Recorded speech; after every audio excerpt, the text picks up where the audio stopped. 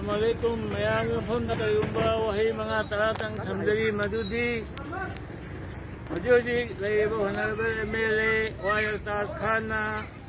Kalay Khongtu Ubak Thong Phawagi Manungda Laiba polling number 23 gi oina mana miyang idamakta tawdiriba thabak ahum maridang haidarake thamjage madudi ahanbada alta road haina kauba ama mamangda thole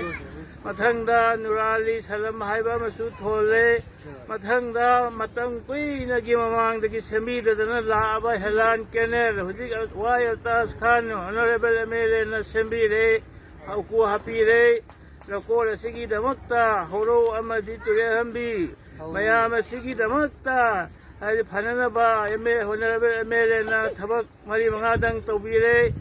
aroibada turel hanbi Kalay Khongtu Ubak Thong Phawagi lambi si paktho hanladana adi hujik sem jin sajana kanna honadana loisalake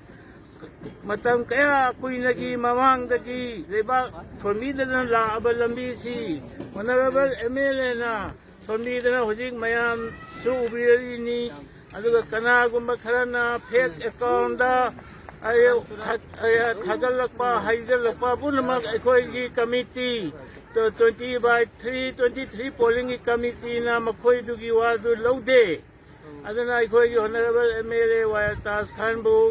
polling asal laiba worker sing voter sing amali committee na hanna ikai khumna bagalo na thagatsari